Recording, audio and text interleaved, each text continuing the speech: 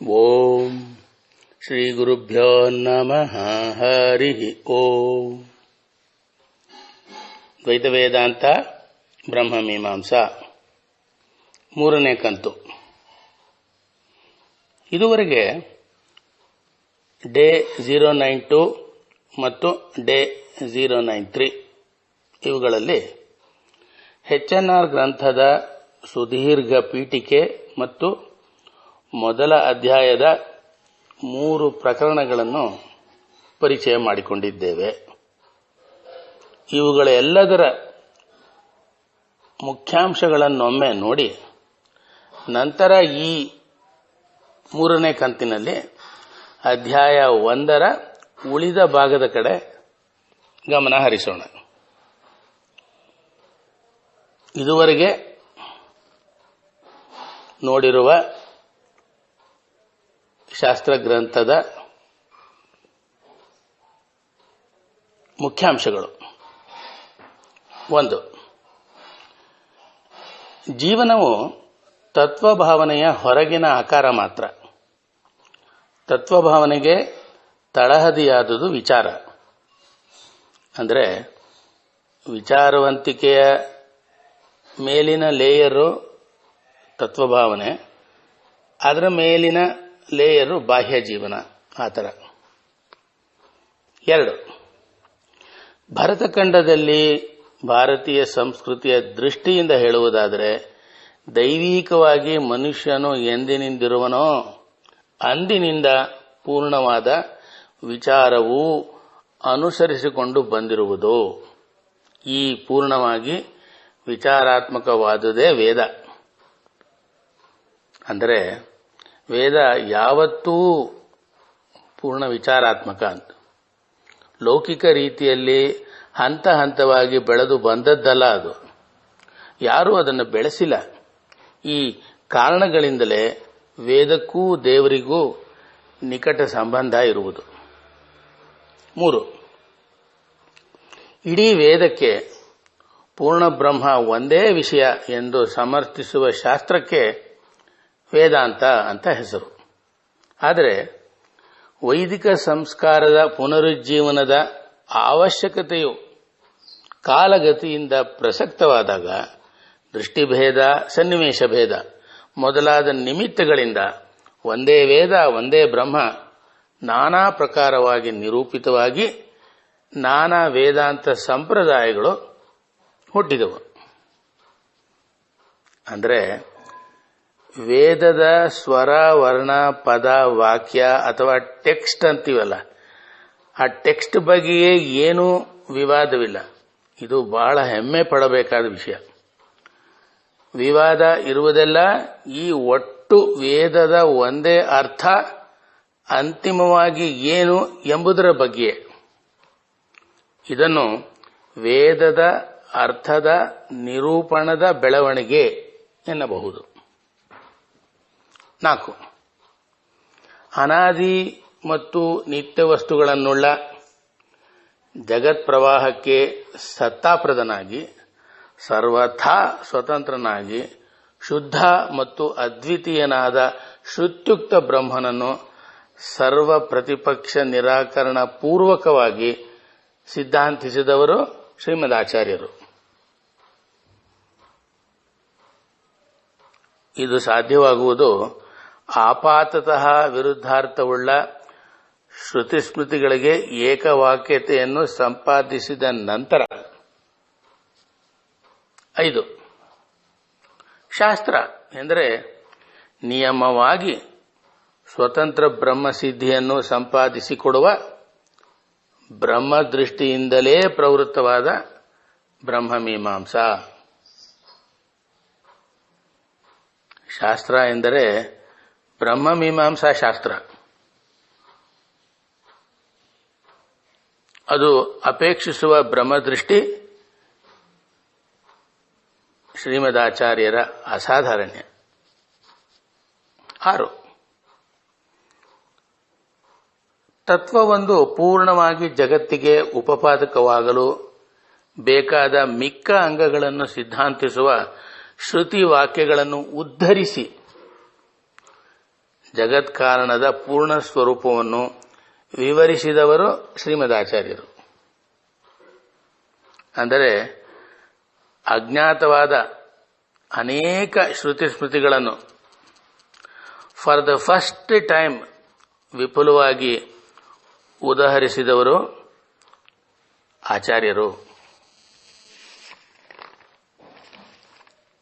7.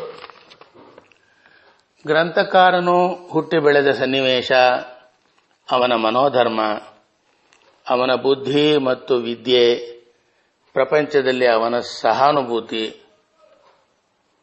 ಇದರ ಜೊತೆಗೆ ಗ್ರಂಥ ರಚನೆಯ ಅವಶ್ಯಕತೆ, ಅದಕ್ಕೆ ನಿಯಾಮಕವಾದ ದೃಷ್ಟಿವಿಶೇಷ, ಈ 6 ಅಂಶಗಳು ಶಾಸ್ತ್ರ ಗ್ರಂಥವನ್ನು ಸರಿಯಾಗಿ ತಿಳಿಯಲು ನಮಗೆ ಸಹಾಯಕ. ಉದಾಹರಣೆಗೆ, ಈಗ ನಾವು ಪರಿಚಯ ಮಾಡಿಕೊಳ್ಳುತ್ತಿರುವ ದ್ವೈತ ವೇದಾಂತ, ಬ್ರಹ್ಮಮೀಮಾಂಸಾ, ಶಾಸ್ತ್ರ ಗ್ರಂಥಕರ್ತರು ಎಚ್.ಎನ್.ಆರ್. ಅವರಿಗೆ ಈ ಎಲ್ಲ ಅಂಶಗಳನ್ನೂ ಅನ್ವಯಿಸಿ ಅವರ ಬರವಣಿಗೆಯನ್ನು ಸರಿಯಾಗಿ ನಾವು ತಿಳಿಯಬಹುದು. 8. ವಾಸ್ತವ ಉಪಕಾರವೆಂದರೆ ಅವರವರ ಅರ್ಹತೆಯನ್ನರಿತು ಅವರನ್ನು ಬ್ರಹ್ಮವಿಚಾರಶೀಲರನ್ನಾಗಿ ಮಾಡುವುದು. ಅರ್ಹತೆ ಎಂದರೆ ಬ್ರಹ್ಮವಿಚಾರಕ್ಕೆ ಪೂರ್ವಾಂಗವಾದ ಮಾನಸಿಕ ಸಂಸ್ಕಾರ. ಮಾನಸಿಕ ಸಂಸ್ಕಾರಕ್ಕನುಗುಣವಾಗಿಯೇ ಬ್ರಹ್ಮವಿಚಾರವು ಅರ್ಥವಾಗುವುದು. ಇದು ಶ್ರೀಮನ್ ಮಧ್ವ ಸಿದ್ಧಾಂತ. ಅಂದರೆ ತತ್ವತೋ ಭೇದೋ ಜೀವಗಣಾಃ ಹರೇಃ ಅನುಚರಾಃ ನೀಚೋಚ್ಚ ಭಾವಂ ಗತಾಃ. ತಾರತಮ್ಯ ಅನ್ನುವುದು ಅದೊಂದು ಭಗವತ್ ಮಹಿಮೆ. 9. ಆಯಾ ವಸ್ತುವನ್ನು ಅದು ಇರುವಂತೆ ತಿಳಿದು ಅದಕ್ಕೆ ಪ್ರವರ್ತಕನಾದ ಪರಮಾತ್ಮನ ಮಹಿಮೆಯನ್ನು ತಿಳಿಯುವುದೊಂದೇ ಶ್ರೀಮದಾಚಾರ್ಯರ ತಪಸ್ಸಿನ ಗುರಿ.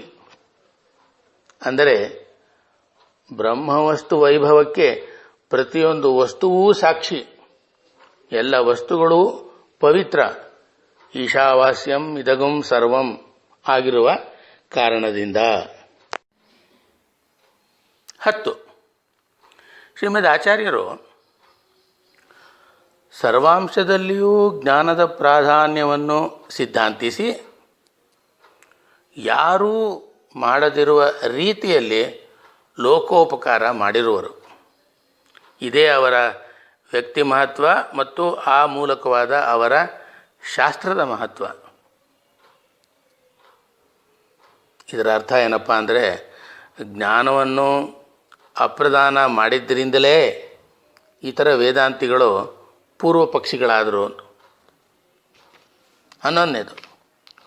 ಉದಾತ್ತ ತತ್ವಗಳ ನ್ಯಾಯಾಧ್ಯಯನದಿಂದ ಉಂಟಾದ ಬುದ್ಧಿ ವಿಕಾಸದಿಂದ ಹುಟ್ಟುವ ವಿಶಿಷ್ಟ ಮನೋಧರ್ಮಕ್ಕೆ ಸಂಸ್ಕೃತಿ ಎಂದು ಹೆಸರು.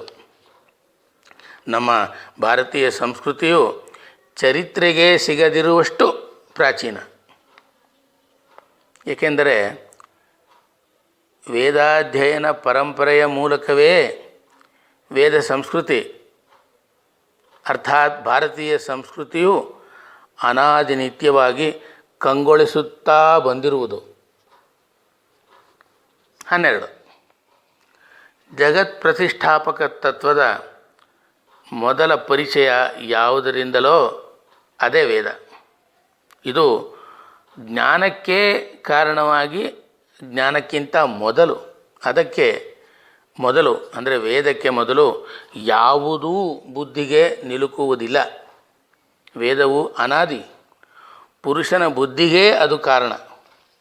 ಅದನ್ನು ರಚಿಸುವ ಬುದ್ಧಿಯು ಅಸಂಭಾವಿತ, ಅದು ಅಪೌರುಷೇಯ. ಅದನ್ನು ನಿಯಮಿಸುವ ಮತ್ತೊಂದು ಬುದ್ಧಿ ಇಲ್ಲ, ಅದು ತಾನೇ ಪ್ರಮಾಣ. ಯಾವ ಕಲ್ಪನೆ ಅಥವಾ ಭ್ರಾಂತಿ ಅದಕ್ಕೆ ಕಾರಣವಲ್ಲ. ಈ ಕಾರಣದಿಂದ ಅದು ಅಂದರೆ ವೇದವು ದೋಷರಹಿತ. ಅಂದರೆ ವೇದವು ಅನಾದಿ, ನಿತ್ಯ, ಸ್ವತಃ ಪ್ರಮಾಣ, ಅಪೌರುಷೇಯ, ನಿರ್ದೋಷ. ಬ್ರಹ್ಮ ಎಂದರೆ ವೇದ ಹಾಗೂ ವೇದಾರ್ಥವು ಪರಬ್ರಹ್ಮ ಎಂಬ ಟೀಕಾವಾಕ್ಯವು ವೇದ ಬ್ರಹ್ಮ ಸಂಬಂಧವನ್ನು ಚಿತ್ರಿಸಿರುವುದು. 13. ಸರ್ವೇ ವೇದಾಃ ಯತ್ಪದಮಾಮನಂತಿ ಎಂದು ವೇದವೇ ತನಗೆ ಒಂದೇ ಅರ್ಥ ಎಂದು ತಿಳಿಸುವುದು. ಇದರ ಅರ್ಥ ಸಮಸ್ತ ವೇದವೂ ಆ ಸರ್ವೋತ್ತಮವಾದ ಒಂದೇ ತತ್ವವನ್ನು ನಿರ್ದೋಷವಾದ ರೀತಿಯಲ್ಲಿ ತಿಳಿಸುವುವು ಎಂದು. ಈ ಸಂದರ್ಭದಲ್ಲಿ HNR ರವರ monism in the Vedas, Mysuru university 1944 ಎಂಬ ಲೇಖನವನ್ನು ನೋಡಿರಿ. ಅಂದರೆ ವೇದಗಳಲ್ಲಿ ಏಕಮೂಲಕತ್ವವಾದ ಮಾನಿಸಮ್ ಇನ್ ದ ವೇದಾಸ್ ಒಂದು ಇಂಗ್ಲೀಷ್ ಲೇಖನ.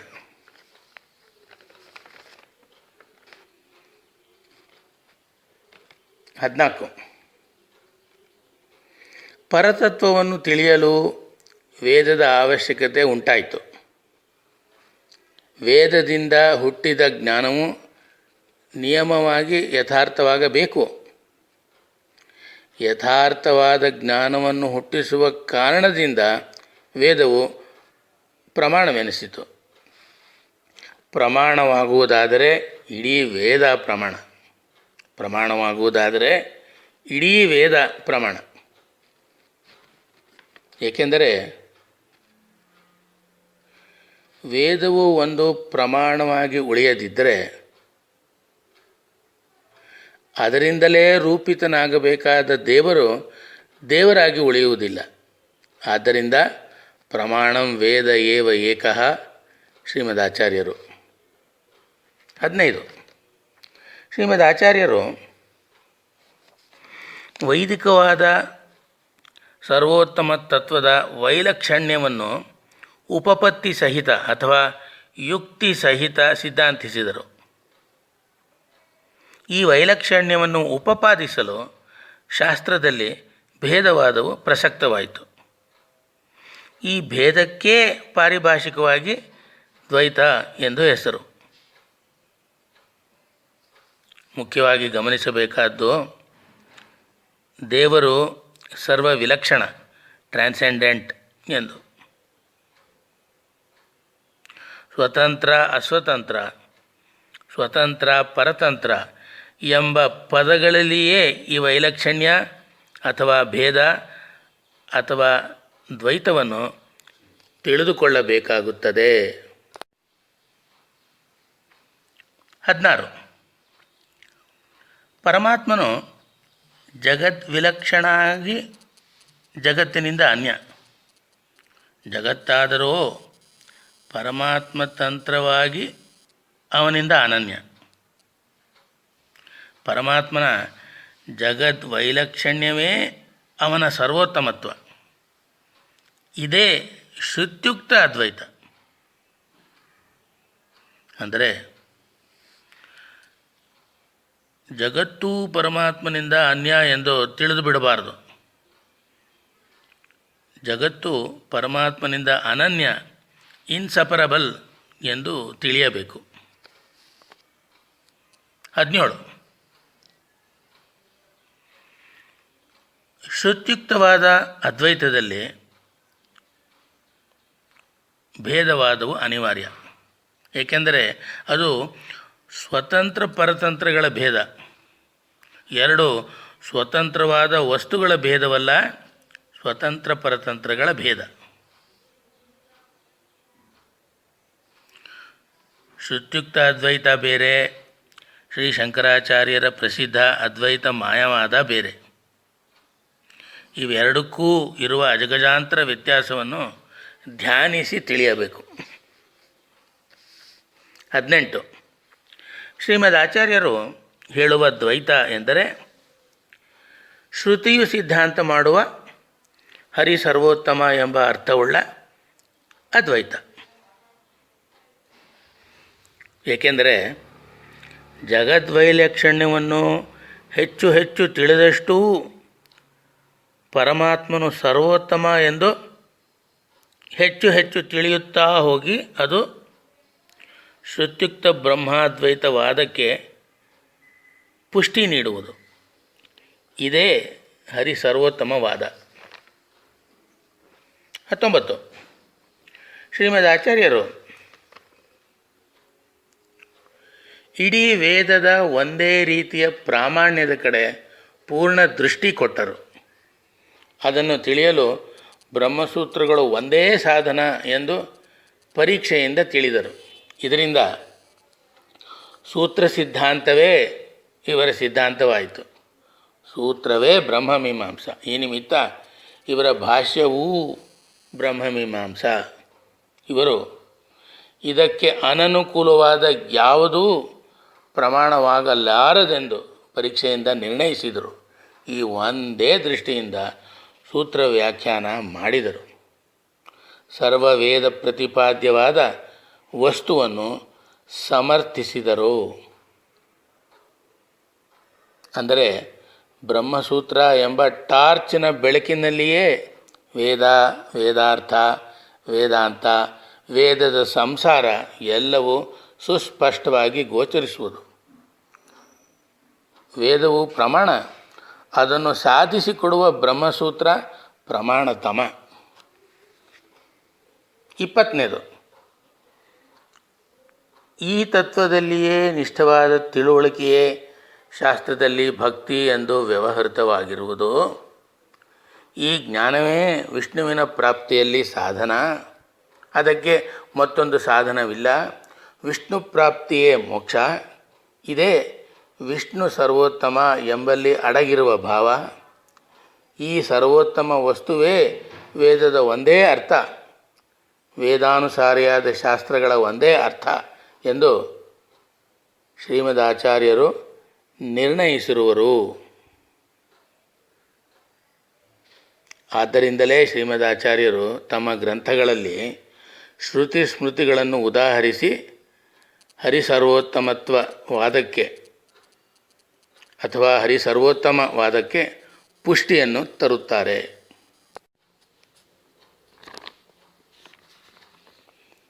ಮೂರನೇ ಕಂತಿನ ಮೊದಲ ಟಾಪಿಕ್ಕು ಸರ್ವಮೂಲ ಗ್ರಂಥಗಳು = 37. ಎ ಬ್ರಹ್ಮಸೂತ್ರ ವ್ಯಾಖ್ಯಾನಗಳು = 4 ಬ್ರಹ್ಮಸೂತ್ರ ಭಾಷ್ಯ, ಅನುವ್ಯಾಖ್ಯಾನ, ನ್ಯಾಯ ವಿವರಣ ಮತ್ತು ಅಣುಭಾಷ್ಯ.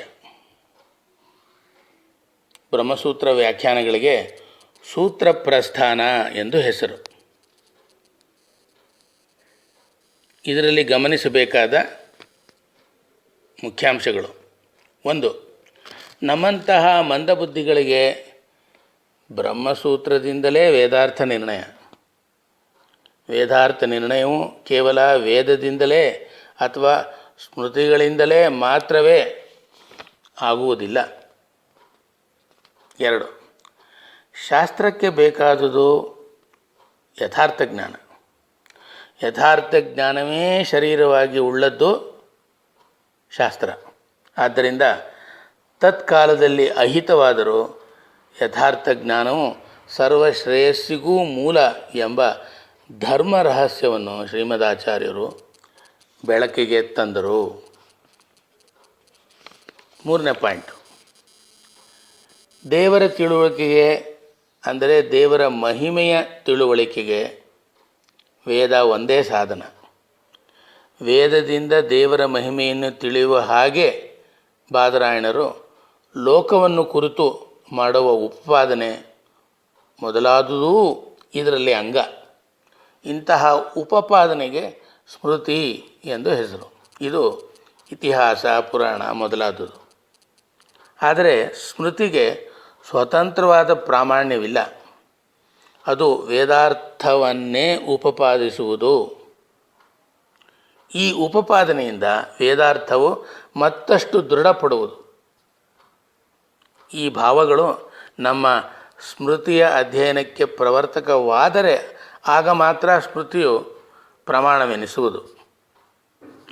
ಈ ಸನ್ನಿವೇಶವನ್ನು ಸೂಕ್ತವಾಗಿ ಪರಿಶೀಲಿಸಿ ತತ್ವಜ್ಞಾನ ಸಾಧನವಾದುದು ವೇದ ಒಂದೇ, ಪ್ರಮಾಣಂ ವೇದ ಏವ ಏಕ ಎಂಬ ಸಿದ್ಧಾಂತಕ್ಕೆ ಶ್ರೀಮದಾಚಾರ್ಯರು ಬಂದರು. 4. ವೇದದ ಅರ್ಥ ನಿರ್ಣಯಕ್ಕೆ ಬ್ರಹ್ಮಸೂತ್ರಗಳೇ ಸಾಧನ ಎನ್ನಲು ಬ್ರಹ್ಮಸೂತ್ರ ಭಾಷ್ಯ ರಚಿಸಿದರು. ಭಾಷ್ಯದ ಪ್ರೌಢ ವ್ಯಾಸಂಗ ಅನಂತರ ಬರುವ ಸಂದೇಹ ನಿವಾರಣೆ ಮಾಡಲು ಅನುಭಾಷ್ಯ ಅಥವಾ ಅನುವ್ಯಾಖ್ಯಾನ ರಚಿಸಿದರು. ಈ ಗ್ರಂಥಗಳಲ್ಲಿ ಅಡಗಿರುವ ಸಿದ್ಧಾಂತ ಪ್ರವರ್ತಕ ನ್ಯಾಯವನ್ನು ಉಪಪಾದಿಸಲು ನ್ಯಾಯ ವಿವರಣ ರಚಿಸಿದರು.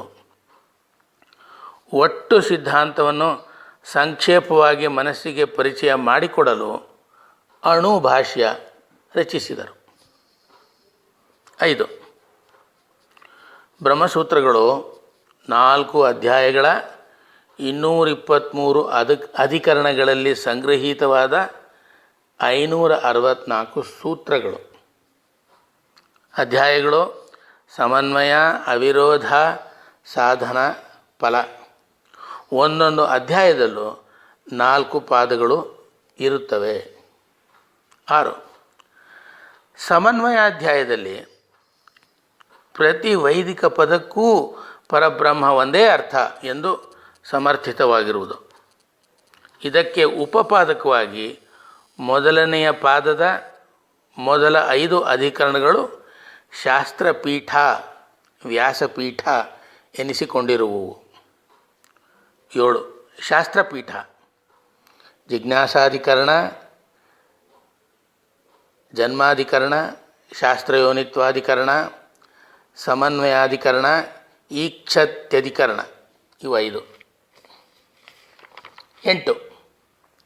ಮೊದಲನೆಯ ಅಧ್ಯಾಯದ ಅರ್ಥವು ಉಕ್ತ ರೀತಿಯಲ್ಲಿ ಸಮರ್ಥಿತವಾದ ಮೇಲೆ ಅಧಿಕಾರಿಯಾದವನಿಗೆ ತತ್ವ ವಿಷಯದಲ್ಲಿ ತತ್ವವಿರೋಧ ಬುದ್ಧಿಯೇ ಹುಟ್ಟುವುದಿಲ್ಲ. ಆದರೂ ಮೊದಲೇ ಸಂಸ್ಕಾರದಲ್ಲಿ ಅಡಗಿರುವ ಅನ್ಯತತ್ವ ಪರವಾದ ನಾನಾ ವಿರೋಧಗಳು ಎರಡನೆಯ ಅವಿರೋಧಾಧ್ಯಾಯದಲ್ಲಿ ಪರಿಹೃತವಾಗುವುವು. 9. ಮೂರನೆಯ ಸಾಧನಾಧ್ಯಾಯದಲ್ಲಿ ಹೀಗೆ ಸಮರ್ಥನೆ ಇರುವುದು: ಪರಮಾತ್ಮನ ಮಾಹಾತ್ಮ್ಯ ಜ್ಞಾನವು ಸಮಸ್ತ ವೇದದ ಅರ್ಥ ನಿರ್ಣಯದಿಂದಾಗುವುದು. ಈ ವಿಧವಾದ ಜ್ಞಾನ ಸಂಪಾದನೆಯೇ ತಪಸ್ಸು, ಅದೇ ಧ್ಯಾನ, ಅದೇ ಶ್ರವಣ ಮನನ ನಿಧಿಧ್ಯಾಸನ ರೂಪವಾದ ಜಿಜ್ಞಾಸ. ಈ ಜ್ಞಾನವು ಅಭ್ಯಾಸ ಬಲದಿಂದ ಬ್ರಹ್ಮ ಸಾಕ್ಷಾತ್ಕಾರ ರೂಪವಾಗಿ ಜ್ಞಾನವುಳ್ಳವನಿಗೆ ಸರ್ವ ಪುರುಷಾರ್ಥವನ್ನು ಕೊಡುವುದು ಎಂದು.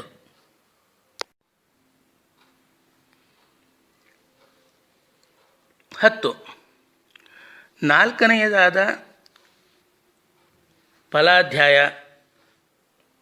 HNR ಗ್ರಂಥದ ಪುಟ 65-66ರಲ್ಲಿ ಬಂದಿರುವುದು. ಅದನ್ನು ಈಗ ತಿಳಿದುಕೊಳ್ಳೋಣ. ನಾಲ್ಕನೆಯದಾದ ಫಲಾಧ್ಯಾಯದಲ್ಲಿ ಬ್ರಹ್ಮ ಅಪರೋಕ್ಷ ಉಳ್ಳವನಿಗೆ ಪುನಃ ಪುನಃ ಶಾಸ್ತ್ರದ ಆವೃತ್ತಿಯೊಂದೇ ಕರ್ತವ್ಯ. ಆವೃತ್ತಿಯಿಂದ ಪರಮಾತ್ಮನೇ ತನಗೆ ಸ್ವಾಮಿ, ತಾನು ಸರ್ವಥಾ ಪರತಂತ್ರ ಎಂಬ ಭಾವವು ದೃಢಪಟ್ಟು ಅವನ ಎಲ್ಲ ಅನುಭವವು ಲೌಕಿಕ ವೈದಿಕ ಎಂಬ ಭೇದವಿಲ್ಲದೆ ಪರಮಾತ್ಮನ ಸರ್ವನಿಯಾಮಕತ್ವವನ್ನು ಗ್ರಹಿಸುವ ಕ್ರಮವಾಗುವುದು. ಈ ವಿಧವಾದ ತಪಸ್ಸು ಪರತಂತ್ರವಾದ ಯಾವ ವಸ್ತುವನ್ನಾದರೂ ಸರ್ವನಿಯಾಮಕನಾದ ಪರಮಾತ್ಮನಿಂದ ಅಭಿನ್ನ ಎಂದು ತಿಳಿಯುವುದರಿಂದ ಉಂಟಾದ ಸ್ವತಂತ್ರ ಪರತಂತ್ರ ತತ್ವಗಳ ಅವಿವೇಕಕ್ಕೆ ಎಡಗೊಡುವುದಿಲ್ಲ. ಈ ತಪಸ್ಸು ಅದಕ್ಕೆ ದತ್ತವಾದ ಚಿತ್ತವುಳ್ಳವರಿಗೆ ಸಾಧ್ಯ. ಈ ತಪಸ್ಸು ಗ್ರಹಣಾತ್ಮಕ ಎಂದರೆ ಜಗತ್ತಿನ ವಸ್ತುವನ್ನು ಗ್ರಹಿಸುವುದರಲ್ಲಿಯೇ ಅಡಗಿರುವುದು. ಅದು ಸ್ಮರಣ ರೂಪವಲ್ಲ. ಧ್ಯಾನವು ಪರಮಾತ್ಮನ ಶರಣೆ ಎಂಬ ವಾದವು ಸ್ಮರಣೆ ಮಾಡುವವನಲ್ಲಿ ಕರ್ತೃತ್ವವನ್ನು ಆರೋಪಿಸಿ ಬಂದದ್ದು. ಅದು ಪರಮಾತ್ಮನ ಸರ್ವಕರ್ತೃತ್ವವನ್ನು ನಿರಾಕರಿಸುವುದರಲ್ಲಿ ಪರಿವಸಾನ ಹೊಂದುವುದು. ಮತ್ತು ಸ್ಮರಣ ರೂಪವಾದ ಧ್ಯಾನವುಳ್ಳವನು ಸ್ಮರಣೆಯಲ್ಲಿಯೇ ಮಗ್ನನಾಗಿ ಹೊಸದಾಗಿ ಜ್ಞಾನದ ಬೆಳವಣಿಗೆಗೆ ಅವಕಾಶ ಕೊಡದೆ ಪರಿವಸಾನದಲ್ಲಿ ಜ್ಞಾನಹೀನನಾಗುವನು. ನಿರಂತರವಾದ ಗ್ರಹಣಾತ್ಮಕ ತಪಸ್ಸಿನಿಂದ ಜ್ಞಾನ ವೃದ್ಧಿಯಾಗಿ ಜ್ಞಾನದಿಂದ ಸರ್ವಕರ್ಮ ಕ್ಷಯವಾಗಿ ಅದರಿಂದ ಬಂಧಕವಾದ ಶರೀರ ಕ್ಷಯವೂ ತೃಪ್ತವಾದ ಮಾರ್ಗದ ಮೂಲಕ ಬ್ರಹ್ಮಪ್ರಾಪ್ತಿ ಎಂಬ ಮೋಕ್ಷವೂ ಸ್ವರೂಪ ಸುಖಾನುಭವವೂ ಆಗುವುವು. ಇವೆಲ್ಲಕ್ಕೂ ಬ್ರಹ್ಮನೇ ಕರ್ತೃ, ಸರ್ವವು ಅವನ ಅನುಗ್ರಹ ಎಂದು ಸಮರ್ಥಿತವಾಗಿರುವುದು. ಅಂದರೆ ಫಲಾಧ್ಯಾಯದಲ್ಲಿ ಸಮರ್ಥಿತವಾಗಿರುವುದು. Point number 11.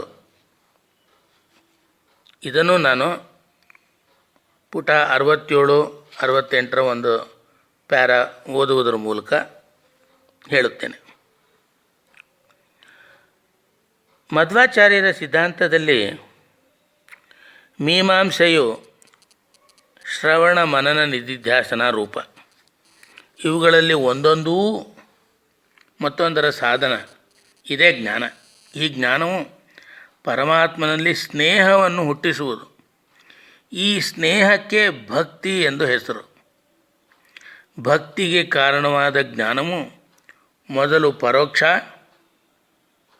ಅಭ್ಯಾಸದಿಂದ ಅದರ ಪಕ್ವಸ್ಥಿತಿಯೇ ಅಪರೋಕ್ಷ.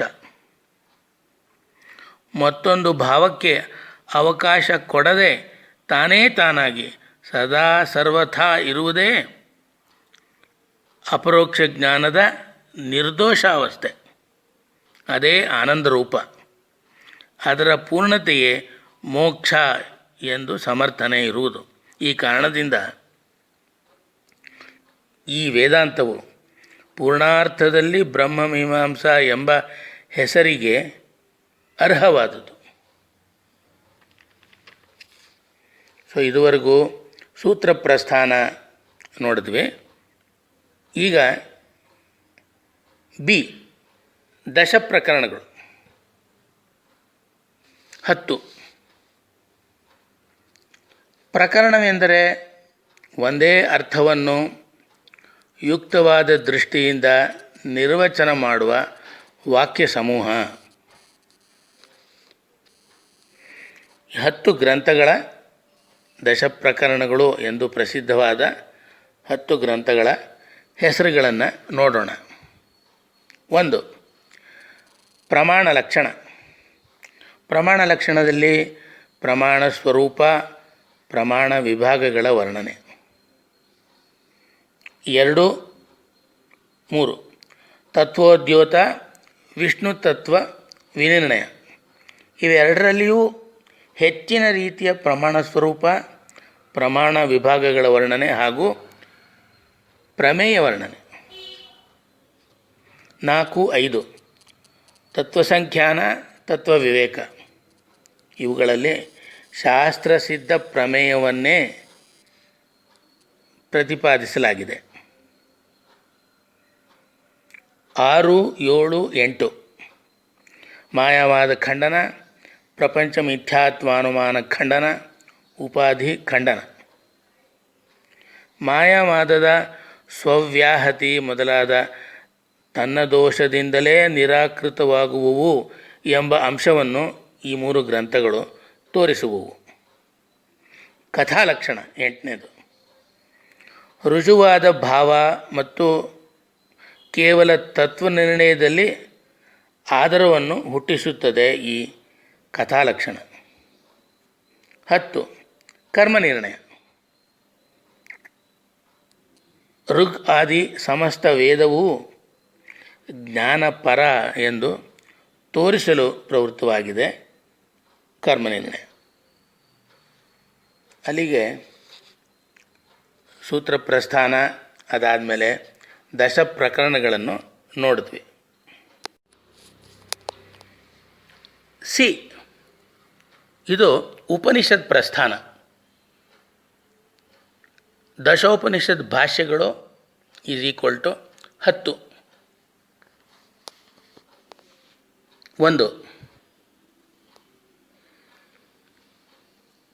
ಐತರೇಯೋಪನಿಷತ್, ಬೃಹದಾರಣ್ಯಕೋಪನಿಷತ್, ಛಾಂದೋಗ್ಯೋಪನಿಷತ್, ತೈತ್ರಿಯೋಪನಿಷತ್, ಈಶಾವಾಸ್ಯೋಪನಿಷತ್, ಕಾಟಕೋಪನಿಷತ್, ಅಥರ್ವಣೋಪನಿಷತ್, ಮಾಂಡೂಕ್ಯೋಪನಿಷತ್, ಷಟ್ ಪ್ರಶ್ನೋಪನಿಷತ್, ತಲವಕಾರೋಪನಿಷತ್. ಇದರಲ್ಲೇ ಮೊದಲನೆಯದು ಐತರೇಯೋಪನಿಷತ್ತು. ಐತರೇಯೋಪನಿಷತ್ತು ಸಮಸ್ತವಾದ ಪೂರ್ಣವಾದ ಗುಣವೇ ದೇಹವಾಗಿ ಉಳ್ಳ ಸರ್ವಪ್ರವರ್ತಕನಾದ ಜ್ಞಾನರೂಪನಾಗಿ ಸರ್ವಜ್ಞನಾದ ನಾಶರಹಿತನಾದ ಸಮಸ್ತ ದೋಷಗಳಿಂದ ದೂರನಾದ ಸಮಸ್ತ ಚಿದ್ ಅಚಿತ್ ಪ್ರಪಂಚಕ್ಕೆ ನಿಯಾಮಕನಾದ ಮುಖ್ಯ ಪ್ರಾಣನಿಗೆ ನಾಯಕನಾದ ಮತ್ತು ರಮಾಪತಿಯಾದ ತತ್ವವು ಯಾವುದೋ ಅವನೇ ನಾರಾಯಣ ಎಂಬುದನ್ನು ಪ್ರತಿಪಾದಿಸುವುದು ಎಂದು ಭಾಷ್ಯವು, ಅಂದರೆ ಐತರೇಯೋಪನಿಷತ್ ಭಾಷ್ಯವು ಸಮರ್ಥಿಸುವುದು. 2 ಬೃಹದಾರಣ್ಯಕೋಪನಿಷತ್ತು. ಬೃಹದಾರಣ್ಯಕ ಉಪನಿಷತ್ತು ಪ್ರಾಣ ಮೊದಲಾದ ತತ್ವಗಳಿಗೆ ನಿಯಾಮಕವಾದ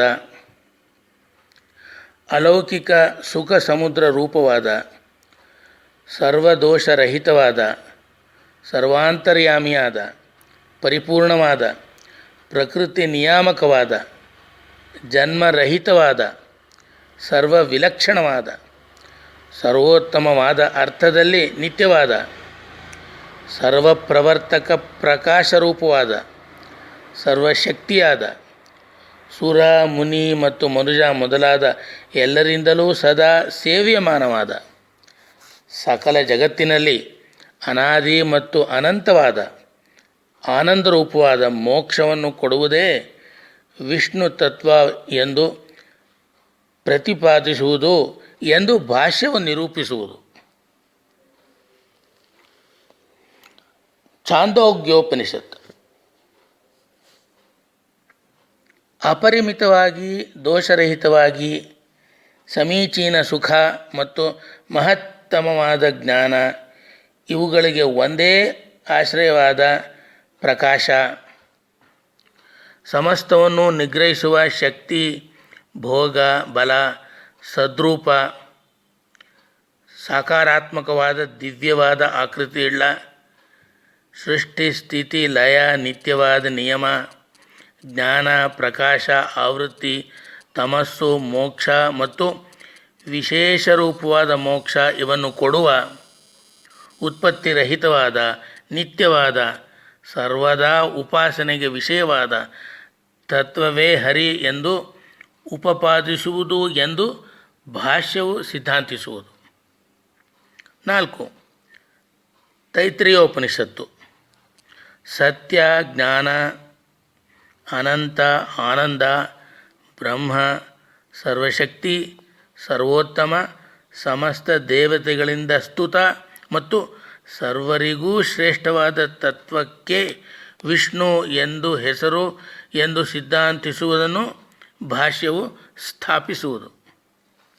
5 ಈಶಾವಾಸ್ಯೋಪನಿಷತ್ತು ನಿತ್ಯ ಮತ್ತು ಅನಿತ್ಯವಾದ ಜಗತ್ತಿಗೆ ಆಶ್ರಯನಾದ ನಿತ್ಯನಾದ ಜ್ಞಾನವೇ ಶರೀರವಾಗಿರುವ ಪೂರ್ಣಾನಂದನಾದ ಸರ್ವಯಜ್ಞ ಭೋಕ್ತೃವಾದವನೇ ಹರಿ ಎಂದು ಪ್ರತಿಪಾದಿಸುವುದನ್ನು ಭಾಷ್ಯವು ಸಮರ್ಥಿಸುವುದು. ಕಾಟಕೋಪನಿಷತ್ತು ಅವ್ಯಾಹತ ಷಡ್ಗುಣೈಶ್ವರ್ಯ ಪೂರ್ಣವಾಗಿ ಭಗವಾನ್ ಎನಿಸುವ ಸರ್ವೋತ್ತಮವಾದ ಸರ್ವ ಪ್ರಾಣಿಗಳ ಹೃದಯ ಸ್ಥಿತವಾಗಿ ಸರ್ವಪ್ರವರ್ತಕನಾದ ಸರ್ವಪೂಜ್ಯನಾದ ತತ್ವವು ವಾಮನ ಶಬ್ದ ವಾಚ್ಯನಾಗಿರುವನು ಎಂದು ಸಿದ್ಧಾಂತಿಸುವುದು ಎಂದು ಭಾಷ್ಯವು ಪ್ರಕಾಶಪಡಿಸುವುದು. ಅಥರ್ವಣೋಪನಿಷತ್ತು. ಆನಂದರೂಪನು, ಜರಾರಹಿತನು, ನಿತ್ಯನು, ಉತ್ಪತ್ತಿರಹಿತನು, ಕ್ಷಯರಹಿತನು, ಚ್ಯುತಿರಹಿತನು, ಆನಂದ ಶಕ್ತಿಯು ಸರ್ವಜ್ಞನು ಆದವನು ಪುರುಷೋತ್ತಮ ಎಂದು ಪ್ರತಿಪಾದಿಸುವುದು ಎಂದು ಭಾಷ್ಯವು ಸ್ಪಷ್ಟಪಡಿಸುವುದು. 8. ಮಾಂಡುಕ್ಯೋಪನಿಷತ್. ಪೂರ್ಣವಾದ ಆನಂದ, ಜ್ಞಾನ ಮತ್ತು ಶಕ್ತಿಯೇ ಸ್ವರೂಪವಾಗಿ ಉಳ್ಳ ನಿತ್ಯವಾದ ವಿಕಾರಹೀನವಾದ 4 ರೂಪಗಳಿಂದ ಸರ್ವಭೋಕ್ತೃವಾದ ಮತ್ತು ಸರ್ವಕ್ಕೂ ಕಡೆಯ ಆಶ್ರಯನಾದ ತತ್ವವೇ ವಿಷ್ಣು ಎಂದು ಹೇಳುವುದು ಎಂದು ಭಾಷ್ಯವು ವಿವರಿಸುವುದು. 9. ಷಟ್ ಪ್ರಶ್ನೋಪನಿಷತ್ತು. ಅವ್ಯಾಹತ ಷಡ್ಗುಣೈಶ್ವರ್ಯ ಸಂಪನ್ನನಾದ ಪ್ರಾಣ ಮೊದಲಾದ ತತ್ವಗಳಿಗೆ ಪ್ರವರ್ತಕನಾದ ಪೂರ್ಣಾನಂದಮಯನಾದ ಪರಬ್ರಹ್ಮ ಸ್ವರೂಪನಾದವನೇ ವಾಸುದೇವನು ಎಂದು ಸಾರುವುದನ್ನು ಭಾಷ್ಯವು ಪ್ರಕಾಶಪಡಿಸುವುದು. 10. ತಲವಕಾರೋಪನಿಷತ್ತು. ಅನಂತ ಗುಣಪೂರ್ಣವಾದುದರಿಂದ ದೇವತೆಗಳಿಂದಲೂ ಗ್ರಹಿಸಲ್ಪಡದ ದೇವತೆಗಳಿಗೆ ಸರ್ವಕಾಮಪ್ರದನಾದ ತತ್ವವೇ ನಾರಾಯಣ ಎಂದು ಹೇಳುವುದು ಎಂದು ಭಾಷ್ಯವು ಪ್ರಸಿದ್ಧಪಡಿಸುವುದು. ಇದೆಲ್ಲ ಬಂದಿರೋದು ಗ್ರಂಥದ ಪುಟ 82ರಿಂದ 84ರಲ್ಲಿ. ಡಿ. ಋಕ್ಪ್ರಸ್ಥಾನ. ಗ್ರಂಥದ ಹೆಸರು ಋಗ್ಭಾಷ್ಯ, ಒಂದು ಗ್ರಂಥ. ಇ. ಗೀತಾ ಪ್ರಸ್ಥಾನ. ಭಗವದ್ಗೀತೆಗೆ ಗೀತಾ ಭಾಷ್ಯ ಮತ್ತು ಗೀತಾ ತಾತ್ಪರ್ಯ ನಿರ್ಣಯ ಎಂಬ 2 ಗ್ರಂಥಗಳು. ಎಫ್. ಭಾಗವತ ತಾತ್ಪರ್ಯ, ಭಾರತ ತಾತ್ಪರ್ಯ ನಿರ್ಣಯ ಎಂಬ 2 ಗ್ರಂಥಗಳು. ಜಿ. ಸ್ತೋತ್ರ ಆಚಾರ, ಒಟ್ಟು 8 ಗ್ರಂಥಗಳು. ನರಸಿಂಹ ನಖಸ್ತುತಿ, ಯಮಕ ಭಾರತ, ದ್ವಾದಶ ಸ್ತೋತ್ರ, ಕೃಷ್ಣಾಮೃತ ಮಹಾರ್ಣವ, ತಂತ್ರಸಾರ, ಸದಾಚಾರ ಸ್ಮೃತಿ, ಯತಿಪ್ರಣವ ಕಲ್ಪ, ಕೃಷ್ಣಸ್ತುತಿ ಎಂಬ 8 ಸ್ತೋತ್ರ ಆಚಾರ ಗ್ರಂಥಗಳು. ಈಗ A plus B plus C plus D plus E plus F plus G ಕ್ರಮವಾಗಿ 4 ಅಂದರೆ ಸೂತ್ರ ಪ್ರಸ್ಥಾನದ್ದು, ಪ್ಲಸ್ 10 ದಶ ಪ್ರಕರಣಗಳು, ಪ್ಲಸ್ 10 ಉಪನಿಷತ್ ಪ್ರಸ್ಥಾನದ್ದು, ಪ್ಲಸ್ 1 ಋಕ್ ಪ್ರಸ್ಥಾನದ್ದು, ಪ್ಲಸ್ 2 ಗೀತಾ ಪ್ರಸ್ಥಾನದ್ದು, ಪ್ಲಸ್ ಎಫ್ ಸ್ಮೃತಿ ಗ್ರಂಥಗಳು, ಪ್ಲಸ್ 8 ಸ್ತೋತ್ರ ಆಚಾರ ಗ್ರಂಥಗಳು. ಟೋಟಲು 37. ಶ್ರೀಮದಾಚಾರ್ಯರ ಗ್ರಂಥಗಳು ಒಟ್ಟು 37. ಇವಕ್ಕೆ ಸರ್ವಮೂಲ ಎಂದು ಪ್ರಸಿದ್ಧಿ. ಏಕವಾಕ್ಯತೆಯೇ ಇವುಗಳ ವೈಶಿಷ್ಟ್ಯ. ಹರಿ ಓಂ.